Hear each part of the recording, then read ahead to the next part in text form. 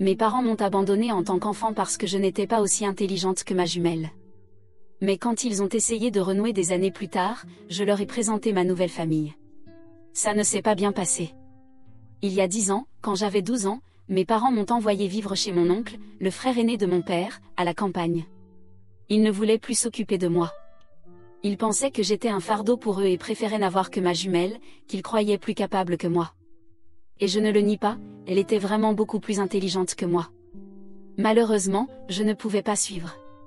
J'étais principalement juste moyenne, et dans une famille de personnes très performantes, être moyenne ne suffisait tout simplement pas. Mes parents étaient tous les deux médecins et avaient décidé que ma sœur et moi deviendrions médecins, comme eux. Mais honnêtement, je n'ai jamais eu d'intérêt pour les études académiques. J'étais plus attirée par des activités créatives, et c'est ce que je voulais vraiment faire de ma vie.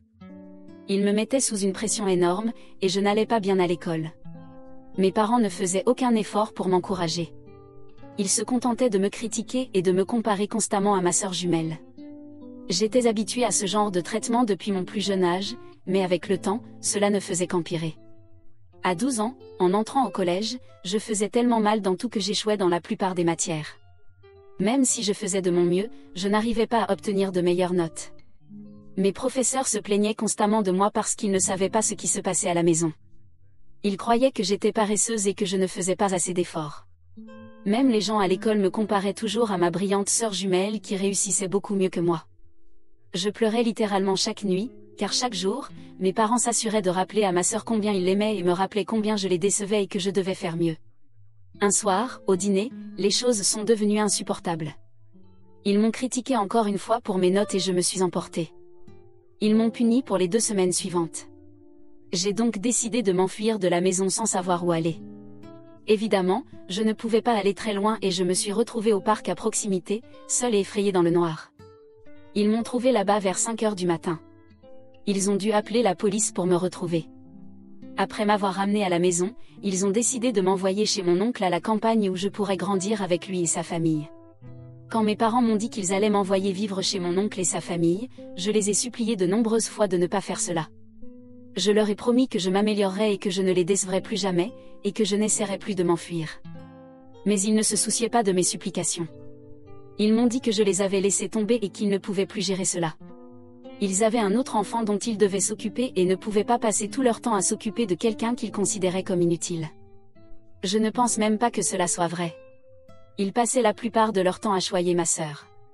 Ils se souciaient à peine de moi, sauf quand il s'agissait de se moquer de mes mauvaises performances scolaires.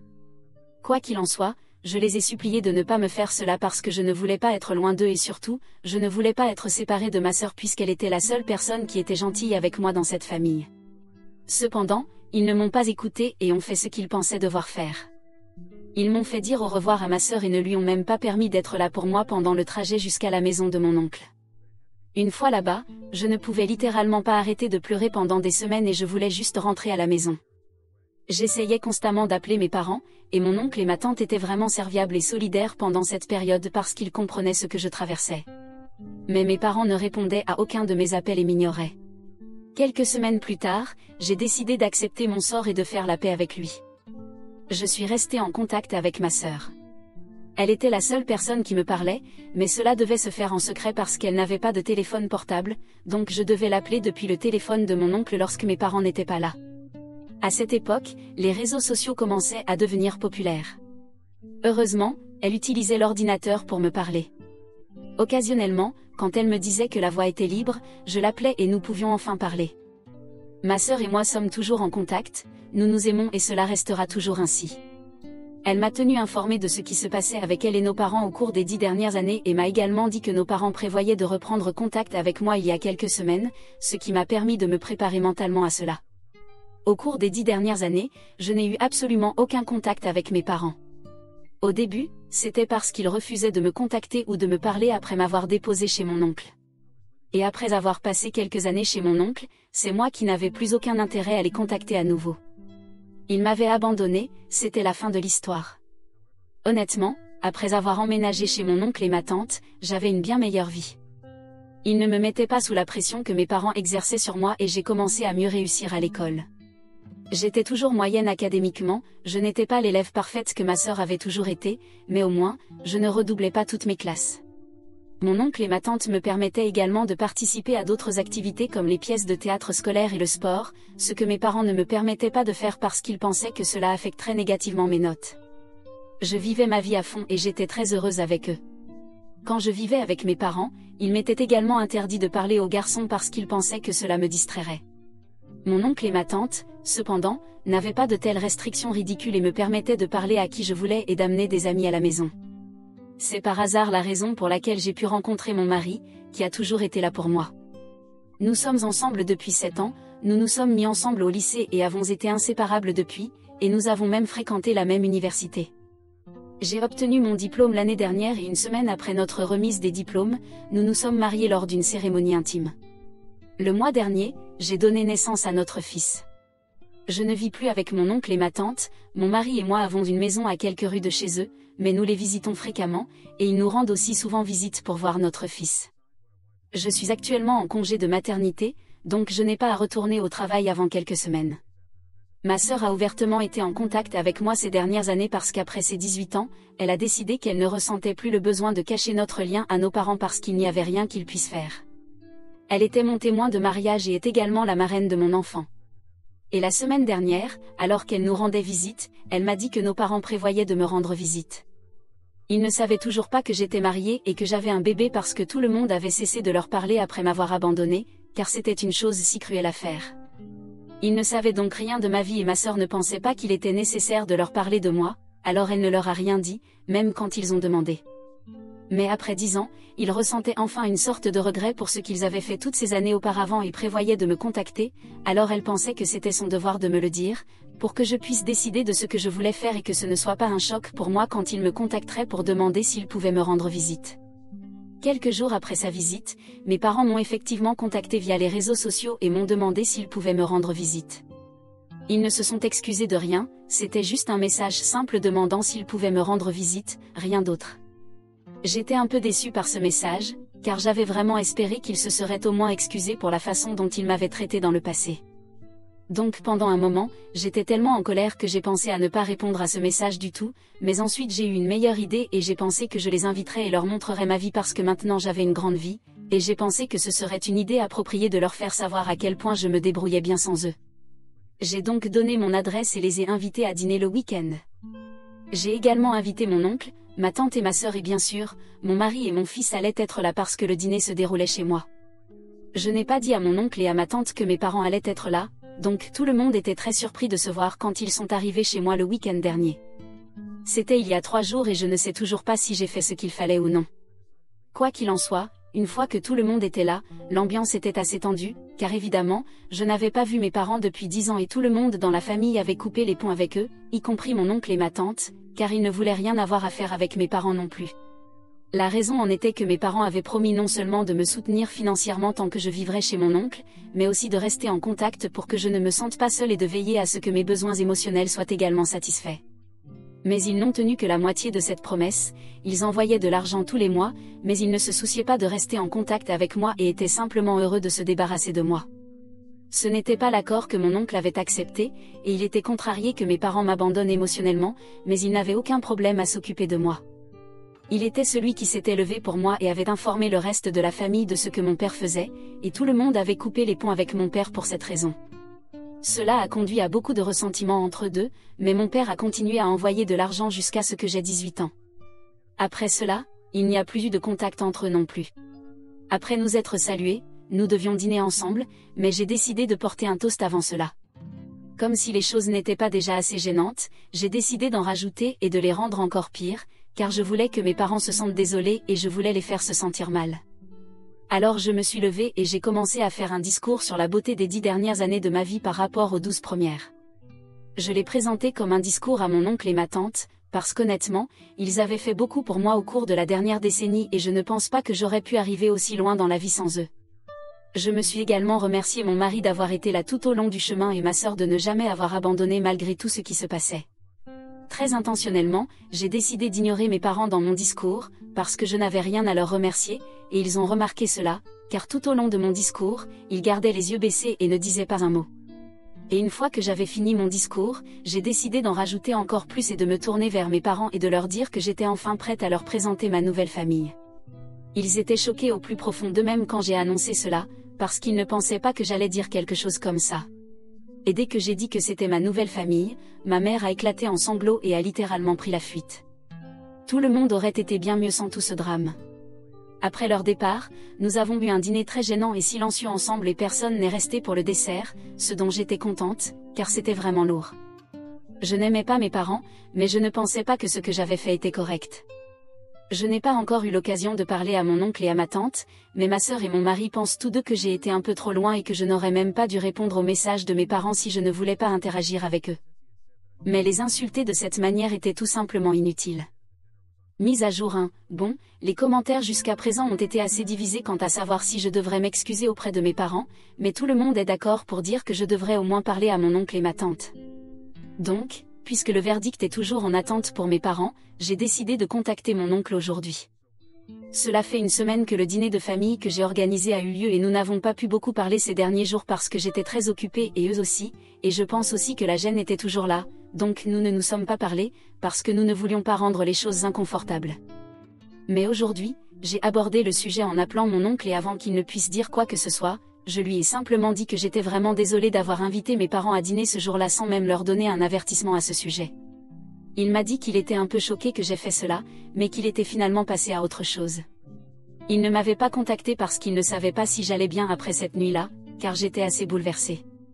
Et il a convenu que les choses étaient devenues assez gênantes ce jour-là, mais il m'a dit que tout était de l'eau sous les ponts et que cela n'avait pas d'importance. Puis j'ai appelé ma tante et je me suis excusée auprès d'elle aussi, et elle a eu une réaction similaire. Maintenant que je me suis excusée auprès d'eux deux et que cela est réglé, je ne me sens plus aussi coupable. Personnellement, je ne pense pas que je doive des excuses à mes parents, car après tout ce qu'ils m'ont fait subir dans mon enfance, je ne pense pas que quelqu'un se sentirait désolé de se comporter comme je l'ai fait. Ils ne se sont pas encore excusés auprès de moi, donc je ne vois pas de raison pour laquelle je devrais le faire. J'ai également parlé à mon mari à ce sujet, car il avait dit que je devrais m'excuser auprès d'eux, et je lui ai expliqué que même si ce que j'avais fait lors du dîner était déplacé, la façon dont j'avais été traitée dans le passé n'était pas acceptable non plus. Il semblait comprendre d'où je venais, donc il n'a pas insisté davantage. J'ai dit la même chose à ma sœur aussi et elle était un peu sceptique à ce sujet, mais ensuite, elle m'a dit qu'à la fin de la journée, c'était ma décision. J'étais celle qui avait été lésée, donc peu importe ce que je décidais de faire, c'était juste. Elle n'a pas pu entrer en contact avec nos parents non plus la semaine dernière, car ils étaient curieusement silencieux, mais je suppose qu'ils se tiennent à l'écart pour le moment. Ils reprendront certainement contact avec moi et exigeront des excuses ou tenteront de créer du drame. Mise à jour 2, bonjour, je voulais juste clarifier quelque chose. Ma sœur n'essaie pas d'être diplomate en entretenant une bonne relation avec nos parents, et même si elle le fait, cela me va. Cela ne doit donc pas devenir un si grand sujet dans les commentaires, comme je l'ai remarqué. Elle sait que ce qu'ils m'ont fait était très mal, mais elle était aussi très jeune. Ce n'est pas comme si elle aurait pu se lever pour moi et protester. Elle était contre l'idée à l'époque, mais nous étions si petites que nos opinions n'avaient pas vraiment d'importance, donc elle ne pouvait rien faire de toute façon. Elle a fait de son mieux et a gardé le contact avec moi, donc c'est suffisant. La raison pour laquelle elle est toujours en contact avec nos parents est qu'ils vieillissent et elle ne veut pas les abandonner, car cela la ferait se sentir coupable. Il n'y a rien de plus que cela, ce n'est pas vraiment aussi profond. Alors, s'il vous plaît, ne l'accusez de rien, c'est complètement inutile et nous avons beaucoup d'amour l'une pour l'autre, donc nous ne pensons pas que les commentaires faits à son sujet soient justifiés.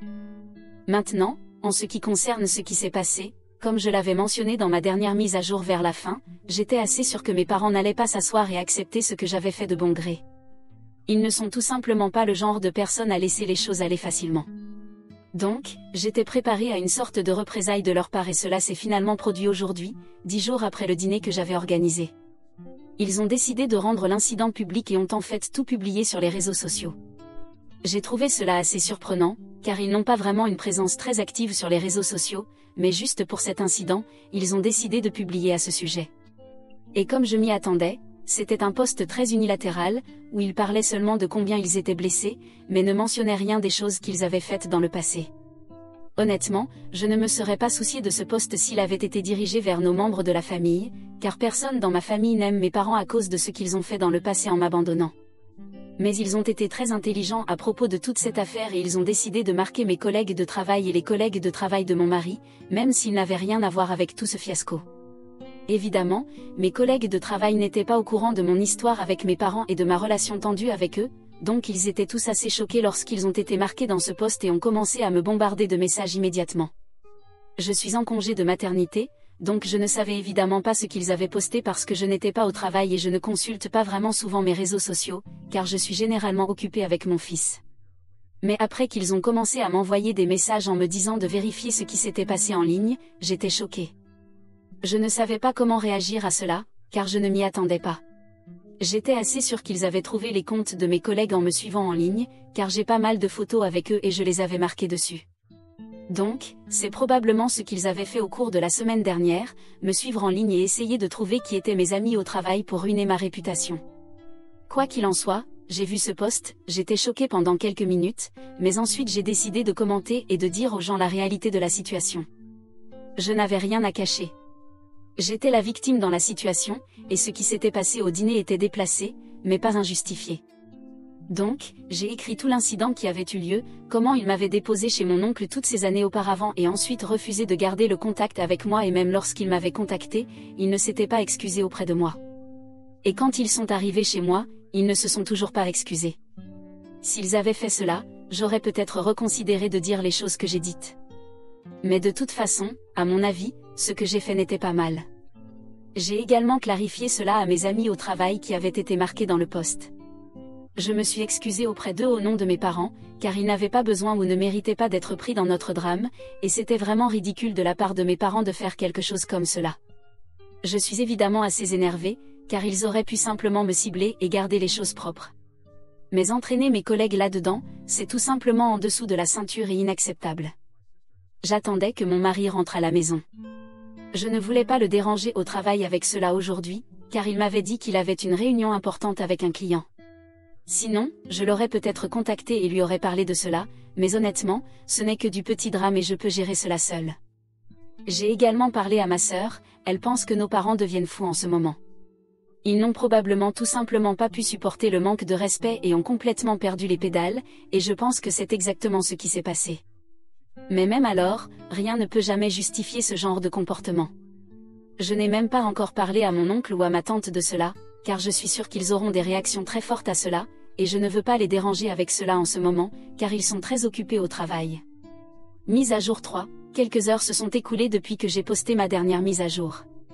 Il est maintenant 8 heures du soir et tout le monde est chez moi, mon oncle et ma tante et ma sœur. Mon mari est également rentré du travail et nous essayons de trouver un moyen de gérer cette situation. Je ne veux pas aller chez un avocat, comme beaucoup d'entre vous l'ont suggéré. Je n'ai vraiment pas le temps ou l'énergie pour déposer une plainte et ensuite gérer cela. Ce n'est tout simplement pas nécessaire. Je veux régler cela personnellement et garder les avocats en dehors de cela aussi longtemps que possible. Bien sûr, s'ils refusent de supprimer ce poste, je devrais peut-être contacter un avocat et déposer une plainte pour diffamation ou ce qu'ils jugent approprié, mais d'ici là, nous allons faire de notre mieux pour qu'ils le retirent. Jusqu'à présent, tout le monde leur a envoyé des messages pour leur dire de le supprimer, mais ils ne se sont souciés de rien de tout cela. Ils n'ont même pas répondu à nos messages, donc je ne sais pas ce qu'ils pensent. Ils n'ont pas non plus supprimé mon commentaire, donc au moins tout le monde qui voit le post saura la vérité. Et un nombre significatif de personnes a vu ce post. Il reçoit beaucoup d'attention pour une raison quelconque, et ce n'est pas bon pour moi, car je n'ai pas l'air très bien dans ce post. Ce ne sont pas seulement mes collègues qui ont été marqués qui ont vu ce post, mais quelques-unes de mes connaissances l'ont vu aussi et me posent des questions à ce sujet. Je ne sais pas comment cela est apparu dans leur fil d'actualité, probablement parce que j'avais été marquée dans le post, mais j'ai supprimé cette marque et cela apparaît toujours dans les fils d'actualité des gens. Je pense qu'il doit y avoir un problème avec l'application, mais ce n'est tout simplement pas bon pour moi. Les gens me posent des questions à ce sujet, et j'en ai assez de répondre à leurs questions, alors qu'ils pourraient simplement lire mon commentaire et en finir. Mais pour une raison quelconque, ils sentent qu'ils doivent me contacter personnellement et me poser des questions à ce sujet encore et encore. Cela devient vraiment ennuyeux et je veux juste que cela se termine. Je croise les doigts pour ne pas être contacté par les ressources humaines, car cela pourrait causer des problèmes pour moi, et je ne veux vraiment pas ruiner ma réputation au travail à cause de mes parents. Actuellement, ma famille et moi essayons toujours de trouver un moyen de les faire supprimer cela, mais ils ne me répondent pas. Demain, Ma sœur a dit qu'elle allait rendre visite à mes parents et leur demander de le supprimer en personne. Cela pourrait fonctionner, et s'ils refusent toujours de le faire, nous n'aurons pas d'autre choix que de les poursuivre avec un avocat. Et j'espère vraiment que cela n'arrivera pas, car cela va demander beaucoup de travail pour moi, et en ce moment, je veux juste passer du temps avec mon fils. C'est pour cela que mon congé de maternité est destiné, pas pour gérer leurs stupides petites bêtises.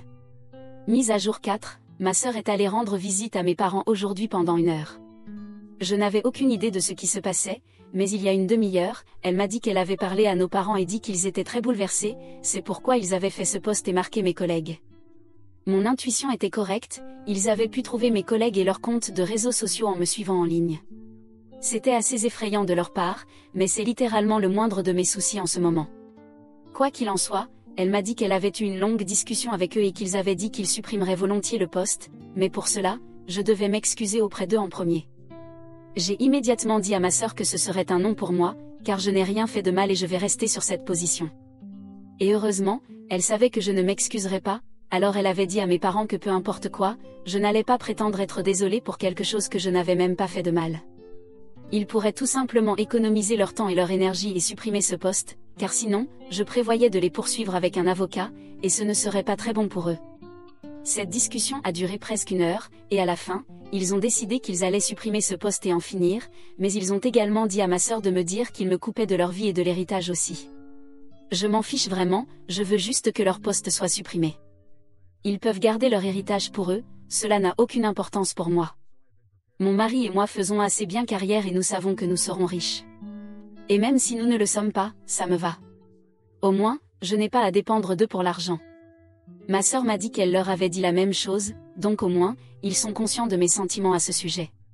Maintenant que cela est réglé, je vais passer le reste de mon congé de maternité avec mon fils et en profiter au maximum avant de devoir retourner au travail. Merci beaucoup pour tout le soutien que vous m'avez montré.